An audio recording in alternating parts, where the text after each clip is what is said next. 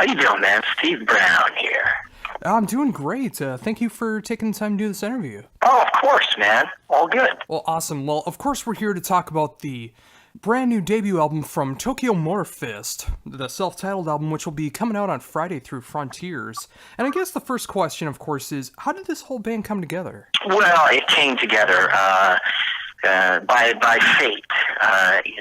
Ted and I, Greg Smith on bass, and Chuck Berge on drums have been friends for, better part of 30 years. And my good pal, Serafino, president of Frontiers Records, approached me about a year and a half ago and said, "Hey, man, would you be interested in doing a CD with Ted Poley?" And I thought about it for about 10 seconds and said, "Of course." And then the band was born, basically right there. I called, Serafino at Frontiers asked me, "Who would you like to play drums and bass?" And I said, I got the guys, Chuck and Greg. And so there we go. We were off to the races. So where did you want the direction of the band to go once you had the full lineup? Of course, we knew where it had to go. Frontiers being, the most famous melodic rock label that there is, they expect certain things. They wanted, a phenomenal melodic rock record, and that's what we gave them. Sonically, the cool thing about it, though, I will tell you, Josh, is that I really feel that, the band has its own unique sound. And I've said this before, it would have been very easy for me to just basically do what everybody would expect, which would be a Trixter / Danger record. Though Tokyo Motor Fist has all of those elements in it, there's a lot more to it, and I think there's a lot more depth to the CD and the band. We were able to focus on things, being able to get some, do some unique stuff, as opposed to just their, kind of cookie cutter, melodic hard rock that I think a lot of these so-called super groups that are on various labels do.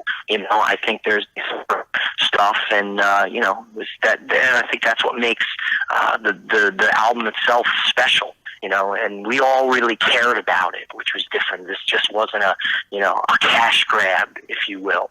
We really enjoyed making the CD, and I think it shows in the music. Yeah, I was definitely going to bring that up as well, is that every single song just sounds amazing on the album. I mean, it's sometimes hard to imagine that with some supergroups because, for the reason you just said, like, sometimes it is just a cash grab, but not this time around. Not with Tokyo Motor Fist. Every song is just fun, very enjoyable. I mean, whether it's one of the rocker songs, one of the more melodic ballads, it's just a fun listen to from start to finish. I agree, and like I said, the cool thing about it, and I think the fans, when they finally hear the full length album, that you're really gonna get, and that's the other thing, man. I'm still a big believer in the album, concept that a record is a full piece of, how do I say it? I don't know if I'm wording this right, but we had a vision with this, and it wasn't just about songs. I think the way the album is laid out, the whole album tells a story, I think. And it's kind of like, to me, it has that classic, hard rock album vibe to it, to where it starts out big and then, starts out with, picking up the pieces, goes into, Shameless and, a real high energy. Then it goes to this ballad, which is a dark ballad, Don't Let Me Go, which is one of my favorite tracks on the CD. And I think Ted Poley gives one of his best vocal performances ever. So, really, it takes you somewhere. And I think it has, like I said, to me, it has that classic rock, album vibe to it, like a Hysteria, like a Slippery When Wet or New Jersey, just how those records, to where it just wasn't a group of songs. The record, the album in a whole told a story. And I think that's what this Tokyo Motor Fist CD does. Yeah, I couldn't have said it better myself. I mean, whether it starts off with, like, Picking Up the Pieces, which is just a great melodic rock intro to, just like Don't Let Me Go. I mean, that is such an amazing song, such a great ballad, and I love Ted's vocals on on it, and then Falling Apart, which is one of my favorites, just a perfect way to close out the album. I mean, just all the songs together. I mean, it's fun to listen to singles, but when you finally listen to an album from start to finish, you finally see where a band is going with it, and it's great to see that mentality of making a great album from start to finish is going on with this band. Yeah, totally. That's the cool thing. And you know what, man, I still, still to this day, I still love getting CDs. And, I love the process. Like when I get a record of my favorite bands, like when the last Def Leppard record came out, I still like to put it on, have like a glass of wine, and I like to read the album, look at the photo, and that's really cool. The Tokyo Motor for CD, the artwork is killer. We have a great booklet inside the CD, so I encourage everybody to do it like the way I do it. Crack open a beer, turn it up really loud, read the CD booklet, read the lyrics, look at the pictures, and you get the whole experience. Like back in the 80s when we used to, still get vinyl albums, and, or even the 70s for me, because I'm an old fuck, so. Well, that's exactly what my girlfriend and I did. She is such a gigantic fan of Trixter and Danger Danger and all of those great bands that you were a part of and been able to create such a great scene with. Once I told her about this, we both grabbed a drink, we both sat down and listened to it and just enjoyed it together. And that's how this kind of album should be appreciated, just like you were talking about. Yeah, I mean, I don't think, and tell me if I'm wrong, but I don't think there's a weak song on the record. Every song is unique in its own right, and I just think it's just like magic. And, the cool thing about the songs is, I wrote all these songs, and they were all in my vault in my basement, because I have a bank vault in my basement where I have billions of dollars stored in gold bullion coins. No, I'm totally kidding, but the songs were, all kind of, and I don't mean to say leftovers, but they were just songs that never found the right home. So when this project, when Serafino and Frontiers brought this to me, I went through I have like I got like a notebook that has all my stuff cataloged over the last 25 years that I've had in my recording studio in my house. And I went through and went checklist, and I go, that song, this song, boom. And before you know it, I had 11 songs that were already written, and when I played them all, my demos, I don't really do demos of, my songs. When I record them, I pretty much do like finished masters. So when I listen to them, I'm like, fuck, I got the album. This is great. And I sent the stuff over to Ted. I sent the stuff over to Greg, and everybody was like, this is awesome already. And, the most important thing, which I told the guys, is that, this just wasn't, me giving the guys the songs and say, record it like this. Everybody put their own stamp on it. And what I told everybody, what I told the band was, I said, I want you guys to make these songs your own, and I want you to take it to the next level. And that's exactly what everybody did. So I couldn't be happier and prouder, for the efforts that, each of the guys put in, and I think, like I've said, Ted, I think there's some of the vocals on the CD are the best he's ever done, and definitely some things that are definitely out of his comfort zone, which was really cool. So I think fans are going to hear a side of Ted Poley that they've never heard before. And, Greg Smith is just one of the greatest, best rock bass players I've ever played with, and he really added some special, kind of feel, bass parts that originally weren't there, and that completely like transformed some songs. Like a song like "Get You Off My Mind," he added this cool, the verse bass line, which wasn't in the original, and it completely gave the song a different feel. And then Chuck Berge, the drumming of Chuck, it's great to hear him back, especially on a song like "You're My Revolution" or "Done to Me," that we actually put like a real drum solo in it. It's great to hear Chuck playing, hard rock drumming again, because, he's been in Billy Joel's band for the last 15 years, and that's not your typical, you're not really playing, hard rock double bass drumming, so it's good to hear Chuck Berge back kicking ass playing, old school hard rock drumming again. Yeah, as a fellow drummer, it was really refreshing to be able to hear that on an album again, or, you know, especially like in a supergroup, you don't necessarily hear those kind of drum solos all the time. I mean, for a lot of times you hear bands just mainly do like acoustic ballads that they don't really feel into, but you can definitely tell everyone in the band is very much into this album, and just let alone the drum solos that he pulls off on the album is just fantastic to hear. Yeah, well, that's, you know, I mean, that's, I'm glad you brought that up, Josh, because it's a really good point. You know, the bottom line is we had so much fun making this record, and, you know, Chuck lives in the next town over from me, so he's only about 10 minutes away, so, you know, it was just a really easy record to make, and it was fun, and we laughed, and you can hear that, you know, though it's, you know, we haven't played live yet, you can hear that there is a band vibe to the record. Even though it was a studio creation, you can hear, I think in the music and in the performances, you can tell that there's history with us. It's just not four guys who were put together by a record company that live in 4 different countries or whatever. And not that there's anything wrong with that, but I think Tokyo Motor Fist, there's a realness to it, and a real camaraderie because of the history that, you know, that we've been friends for so long. Yeah, and that always helps. I mean, all 4 of you guys have gone through so much when it comes to the music industry. It's great to see that the power can still be there. I mean, there's no energy that was wasted at all. I mean, when it comes to this, it just sounds like everyone was on their A game, and it made for 11 fantastic songs. Yeah, you're exactly right, and that's a great point. You know, everybody did. They put in the best that they could and did the best possible job.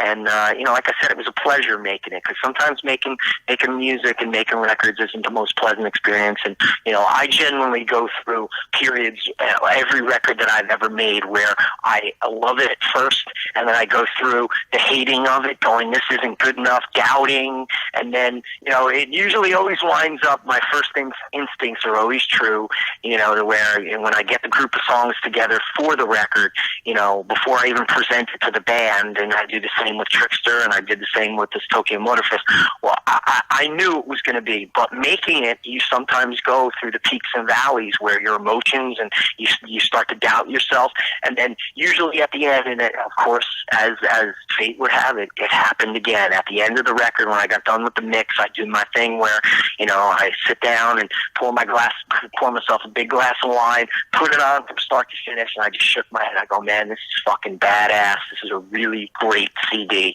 And then I sent it to the label. Frontiers loved it, and then the guys, they each heard it. You know, so it's you know, it's really, really a rewarding process, and just that I couldn't be happier. And it also shows the power of never throwing away a riff. I mean, just because something didn't work for Trixter didn't mean that it wouldn't work in the future. And it's great that you saved all those riffs and did those mastered recordings, because it may not have sounded as amazing as it does right now had those songs not been back cataloged. Well, that's, you know, and that's a lesson, you know, that I always try to, you know, reiterate to, you know, I produce a lot of bands and I do work, you know, songwriting with different people. I always tell everybody, man, you know, make sure you keep every song you ever wrote. And, you know, I was very lucky to where, you know, when I was with Trixter, the success of Trixter, I was able to buy a really nice house. And the first thing I did with, you know, when I bought the house was build a studio.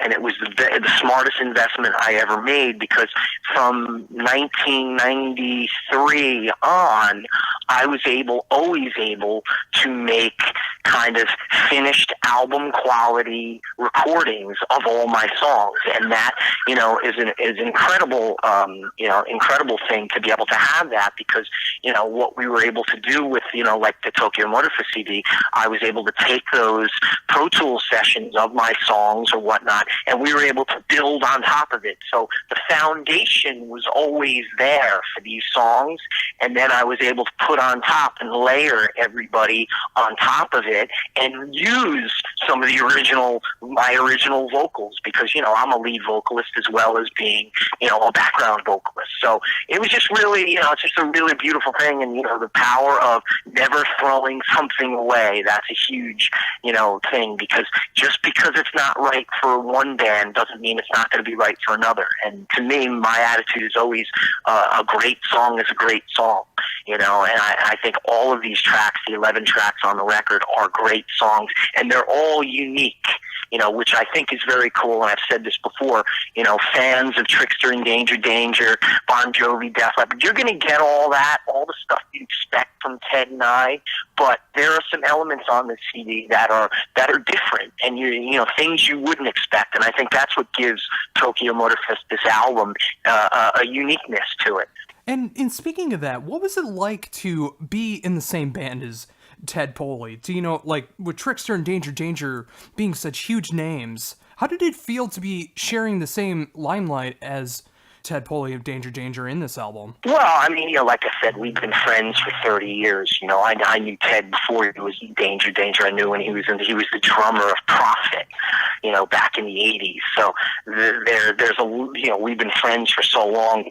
It was just so, like I said before, we had so much fun. And I think if you interview Ted, he'll tell you the same thing. We laughed, and we just a lot of bad jokes flying around, and we just had fun. And I think it's just it's an honor to most of all to be friends and get along. And he was so enthusiastic about the material, and even some of the songs that he was a little apprehensive about. A song like "Don't Put Me to Shame," one of the heavier tracks on the record. That was definitely out of his comfort zone, and he wasn't sure about it. And I told him right from the beginning, I said, "Dude, trust me. I'm your leader on this. I'm going to lead you to the promised land, and this CD is going to be great." And when it was all said and done, some of the songs that he was apprehensive about in the beginning have turned out to be some of his favorites on the record, and that's really, really a really cool feeling for me. And and then the other part of it is, I don't know if you know, but I'm like kind of playing in Danger now. So I just got done doing the Monsters of Rock cruise with them, and I'm going to continue to do more shows this year with those guys. Bruno and Steve are like brothers to me. So it's kind of wild how this is all morphing into kind of one band, so to speak. Oh, I was not even aware of that. That's really awesome to be able to work on that many levels. I mean, when you get to do Trixter and Danger and Tokyo Motor Fist, I mean, there can't be any shortage of creativity going on when you have that many different bands going on. Yeah, well, it's a lot. It's a lot of stuff, but thank God, I love those guys, and they're, like I said, they're like brothers to me, and we all grew up on the scene together. I mean, Trixter and Danger, we pretty much got signed around the same time, and though we never toured together, we spent a lot of time out on the road. We would go see them when they were playing in the area, or if we were on tour and they were playing, and likewise, they would do the same thing for us, come to our shows. And so it's really cool. And, Danger is definitely one of those bands from back in the day who I don't think got as much credit as they deserve, because, Bruno and Steve's songwriting on those first two Danger records, and even the newer ones, just really incredible. They definitely don't get the accolades they deserve, because I certainly think they are by far one of the best melodic rock, hard rock bands out there. Yeah, I definitely agree with Danger, and of course Trixter as well. I mean, both bands were very seminal to the 80s sound, in my opinion, and it's great to see that the power's still there with everyone involved with both bands. I mean, Ted Poley's solo album from last year was one of my favorite albums last year, because you could just tell that he was very much into still making rock music, and it just comes through so good. And now with Tokyo Motor Fist, it's great to see it working with this kind of project as well, because I think it's definitely a sound that needs to be heard in 2017, and it's been perfectly done. Yeah, I agree. And, the response, the fans hearing the couple tracks that have been released, the fans all around the world are just hailing it and really enjoying it. And I can't wait. Like I said, the most important thing for me is I just can't wait for all the fans and, and the writers like yourself and the critics, everybody to hear the whole record in its entirety, because it's really, really something special. So with this having that band feeling, has there been any talks about doing any shows this year? We're yes, certainly in talks, and we had some potential things that we thought were going to come our way, but just haven't as of yet, and we're waiting. But, the band itself, Ted, Chuck, and Greg, and myself, we have spoken about how we're going to do Tokyo Motor Fest Live, and I think it's going to make it that much cooler for the fans, because we're going to probably wind up doing probably about 5 of the songs from the Tokyo Motor Fest CD, and then the rest of the set is going to be kind of hits from all the bands we've ever been in. So we'll do some Danger Danger, we'll do some Trixter, we'll do some Rainbow, we'll do some Ted Nugent maybe. The cool thing is that what's really great is, between Ted, myself, and Greg, we're all lead singers. So Greg can sing certain songs that maybe Ted won't be right for Ted's voice, and vice versa. I can do that, like singing the Trixter stuff. So it's going to be a really, really unique thing. We haven't really solidified a song list yet, but, like I said, for the fans, it's definitely going to be something special. And, things are starting to come in. I think once the album is released, I think, some offers are going to come our way, and we certainly have all agreed that, if the right things present itself for us in a live situation, we're definitely going to play live. But it has to be, like I said, it has to be the right situation. And just hearing that, all the preparation for possible upcoming shows, it makes me really happy to hear that the back catalogs of all of you guys are going to be represented in some way. There's so much potential in this kind of music, for a lot of drama and smear campaigns and stuff like that to just trash talk other bands. But it's great to see that the love is still there for each other's bands and wanting to promote the music that you've done in the past. But of course, when you form together, showing off the music that you can make together and just being able to represent both sides. Without question. That's the cool thing about it. We all are very, very lucky guys in the sense that we've gotten to do so many great things in the music business over the last 30 plus years, and that we all cherish, the experiences. And for now with Tokyo Motor Fest, to put it all together in one band, and yes, be able to celebrate all the things that we've done, because I think the fans would love that. As great as it would be for us just to play Tokyo Motor Fest stuff, I think the fans would expect us to play hits from our respective, maybe not even hits though, maybe do deep cuts, do songs that, Trixter never plays, and do the unexpected. But I think, the key is that we would certainly celebrate all the different projects that we've been in. And, you never know, we might even play a Billy Joel song. Oh, that would be fantastic to hear. It's always cool to see bands who do other forms of music that they're not usually known for, because it usually takes people by surprise when it sounds that good. Yeah, well, that's, luckily we're all pretty competent at our instruments, so we can pretty much pull off anything. Awesome. Well, outside of Tokyo Motor Fest, is there any other plans for Danger Danger or Trixter this year? Yeah. There's a lot of stuff going on. For me personally, I just got done doing the Monsters of Rock cruise, which was an incredible experience. I've never been on that. So to be with all my friends and all the different bands, and, it's kind of overwhelming, and the fans, it was just an incredible time. And the shows were fantastic. I did 2 shows with Danger Danger last year. And then, these are my first 2 that I'm doing this year with them. And so that was incredible. And then in 2 weeks, about 10 days, I go out. I'm doing the Deep Purple Rock and Roll Fantasy Camp out in Hollywood. Me and my good buddy Joel Hoekstra from Whitesnake, we're going to be camp counselors, along with Rudy Sarzo and a bunch of other Vinny Appice, my good bud, and so we're doing that, and they'll be out there for a week. And then from there, we have 4 shows in March. We got 2 shows in Texas, March 10th and 11th, and then we have 2 shows in Ohio, March 24th and 25th. And then in April, PJ and I are going to Japan with the great Eric Martin from Mr. Big. So PJ and I are going to be in the Eric Martin band. Oh, that is fantastic. Yeah, it's gonna be something. I haven't been to Japan in 1993, so I'm really looking forward to getting back to Japan and seeing all of our friends and fans over there. And I love, of course, Tokyo. Love Tokyo. So we have 4 shows. We're going to be doing 2 in Tokyo, 1 in Osaka, and 1 in Sapporo. and just can't wait for that. So, and then, like everything else, there'll be more dates are coming in for Trixter, and I think with Danger. So I'm just really looking forward to everything. And then, of course, I've been a part of the Def Leppard organization for the last 5 years, filling in for Vivian Campbell here and there. So their tour starts up in April, so I'm still waiting to find out what my role is going to be with those guys. But, that's been a dream come true, playing with Def Leppard. So it's just always a lot going on, man. A lot going on. And I also play in this fabulous 80s show, this band called Rubik's Cube out of New York City, and we play all around the world. So my plate is very much full, and I have a family as well. So I have a 17-year-old daughter and a 4-year-old daughter. So, there's not much sleep going on in the Brown house.